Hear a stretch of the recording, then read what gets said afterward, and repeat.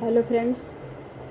जैसे कि मैंने अभी तक जो वीडियो डाले वो ज़्यादातर हेयर कट के या मेकअप के या फिर हेयर स्पा बाकी सब चीज़ों के डाले, लेकिन अभी तक मैंने मेकअप के वीडियो नहीं डाले। तो आप लोग भी सोच रहे होंगे कि मेकअप के वीडियो क्यों नहीं डाले। तो मैं आज आप लोगों को मेकअप के बारे में बताने वाली हूँ कि कैसे मेकअप करना चाहिए। तो सबसे पहले मेकअप करने का तरीका मैं आपको बताती हूँ। उसके पहले मैं चाहती हूँ कि आप मेरा चैनल लाइक एंड सब्सक्राइब करें, जिससे मुझे और अच्छा लगे, उत्साह बढ़े मेरा, और मैं और इस तरह की वीडियो डालती रहूँ। तो मैं सबसे पहले मेकअप के स्टेप बाय स्टेप बताऊँगी आपको कि कैसे वीडियो मतलब कि कैसे मेकअप करना चाहिए। तो इसका फर्स्ट स्टेप क्या है? सबसे पहले हमें क्या करना चाहिए कि क्लाइंट जैसे आता है तो हमें सबसे पहले उसका फेस क्लीन करना चाहिए, क्योंकि अगर हमने फेस क्लीन नहीं किया और डायरेक्ट हमने मेकअप अप्लाई करना शुरू कर दिया तो काला भी पड़ सकता है मेकअप। तो हमें कोशिश करना चाहिए कि स्टेप बाय स्टेप जाएं। तो सबसे पहले हमने फेस क्लीन किया, उसके बाद फेस क्लीन करने के बाद फिर हम टोनर यूज़ करेंगे। टोनर यूज़ करने के बाद जैसे कि एब्जॉर्ब होते जाए उसको अपना थोड़ा सा टाइम देते हुए अपने स्टेप बाय स्टेप आगे बढ़ना है। टोनर लगाने के बाद मॉइस्चराइज़र लगा दें। मॉइस्चराइज़र अभी हमारा एक तरह से आप जो भी जिस तरह की भी स्किन हो, जो भी हो, आपका मेकअप कभी भी ख़राब नहीं होगा। ठीक है, ये 3 स्टेप बहुत इम्पोर्टेंट हैं। उसके बाद आपको मॉइस्चराइज़र के बाद प्राइमर लगाना चाहिए। प्राइमर लगाने के बाद कलर कलर करेक्शन करना चाहिए, जैसे जिसकी स्किन टोन जिसकी जैसी हो। जैसे कई तरह की स्किन होती है, सेंसिटिव भी होती है, किसी का कलर डाउन भी होता है, मीडियम भी होता है, फेयर भी होता है और वेरी फेयर भी होता है। तो उसी हिसाब से हमें कलर करेक्शन करके फाउंडेशन लगाना चाहिए।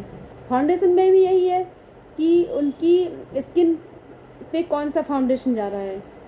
जैसे मैं मैक का यूज़ करती हूँ, तो मुझे मैक के ज़्यादातर प्रोडक्ट बहुत अच्छे लगते हैं। जितने भी प्रोडक्ट हैं मुझे मैं आँख बंद करके भी मेकअप कर सकती हूँ और बहुत ही अच्छे से वाटरप्रूफ है, एचडी है।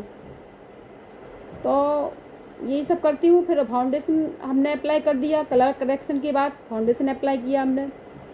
फाउंडेशन अप्लाई करने के बाद लूज़ पाउडर भी लगाना पड़ता है, जिससे क्लाइंट को दिक्कत ना हो किसी भी तरह की, क्योंकि उसको लॉन्ग टाइम तक के लिए चलाना है वो मेकअप। उसके बाद लूज़ पाउडर लगा दिया हमने। फिर उसके बाद ब्लश भी लगाना चाहिए। ब्लश से, क्योंकि ब्लश से एक शेप आ जाता है। ब्लश लगाने के बाद जो ब्लश भी हमें कैसे लगाना चाहिए, जैसे कि आपकी सामने वाले क्लाइंट हो या फिर आप अपना खुद का मेकअप कर रहे हो, तो आपको हमेशा ये ध्यान रखना चाहिए कि आपका ड्रेस क्या है, उसी के अकॉर्डिंग आपको ब्लश लेना चाहिए। उसके बाद आता है आपका पाउडर कंटूर। पाउडर कंटूरिंग करने से क्या होता है कि जैसे कि हमारा क्लाइंट हमारा आया और उसमें कई बार क्या होता ना कि एक शेप किसी का ओवल होता है, सब एक जैसे फेस तो हमें नहीं मिल जाएंगे ना। तो हमें हमेशा ध्यान रखना चाहिए कि जैसे कि किसी का चौकोर है, ओवल ओवल में तो ये है कि ज़्यादा कंटूरिंग करने की ज़रूरत नहीं पड़ती है, लेकिन चौकोर है और तरह तरह के फेस आते हैं तो हमें उसको कंटूरिंग मतलब शेप में रखना चाहिए, शेप में लाना पड़ता है। तो ये हम कैसे कर सकते हैं? कंटूर के द्वारा कर सकते हैं। तो फिर हमने कंटूर किया। कंटूर करने के बाद ये तो आपको पता ही होगा, कंटूर एक दिन मैं इसका भी वीडियो डालूँगी। कि कैसे कंटूर करते हैं, प्रॉपर मेकअप करके कंटूरिंग करके मैं प्रॉपर बताऊंगी। अभी मैं स्टेप बाय स्टेप बता रही हूँ कि मतलब क्या क्या आपको कैसे कैसे स्टेप बाय स्टेप जाना चाहिए। उसके बाद पाउडर कंटूर करके आई मेकअप, इसके बाद आई मेकअप करना चाहिए। आई मेकअप आप कैसे करेंगे, जैसे कि क्लाइंट की ड्रेस हो या आपकी जो आप खुद कर रहे हो तो आपकी भी ड्रेस कलर क्या है, उसी हिसाब से आपको कलर देना पड़ेगा। कुछ भी नहीं कर सकते, अगर हमने कुछ भी कर दिया है तो हमारा मेकअप बेकार लगेगा, है ना, कोई भी कंप्लेन कर सकता है फिर। उसके बाद आई मेकअप हो गया। आई मेकअप के बाद आईब्रो शेपिंग, आईब्रो शेपिंग भी करना चाहिए, क्योंकि अगर किसी किसी के आईब्रो के बाल ही नहीं होते हैं, किसी किसी के मतलब शेप अच्छा नहीं होता है, तो हमें उसको शेप में रखना पड़ता है। तो किसके फेस पे कैसा शेप देना चाहिए इसका भी हमें पता होना चाहिए। तो जैसा कि मैंने बताया कि मैं अगले वीडियो में जब भी मैं मेकअप का वीडियो डालूँगी उसमें पूरा प्रॉपर मेकअप करके आपको बताऊँगी कि कैसे आईब्रो शेप करना चाहिए, कैसे आई मेकअप करना चाहिए, कैसे कंटूरिंग करना चाहिए, कैसे ब्लश लगाना चाहिए, ये सब मैं आपको बताऊँगी। ठीक है। उसके बाद आईब्रो शेपिंग हो गया, आई मेकअप हो गया, ब्लश हो गया। उसके बाद हम लोग लिपस्टिक लगाएंगे। लिपस्टिक का भी बहुत शेप का ध्यान रखना चाहिए, क्योंकि लिपस्टिक से आपके फेस का पूरा चेहरे का नक्शा चेंज हो जाता है। और कौन से कलर की लिपस्टिक लगाना चाहिए ये भी बहुत चूज़ करने वाली बात हो जाती है, तो इसका भी आपको ध्यान रखना चाहिए। और ये सब होने के बाद, लिपस्टिक लगाने के बाद, उसके बाद आता है लास्ट जो है मेकअप फिक्सर।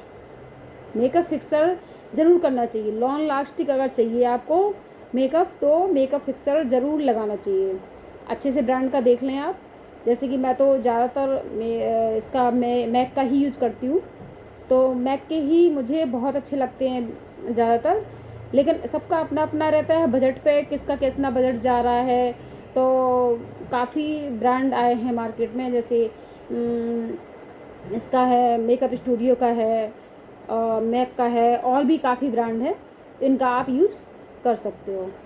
कैसा लगा वीडियो आप बताइएगा, लाइक एंड सब्सक्राइब करिएगा। धन्यवाद।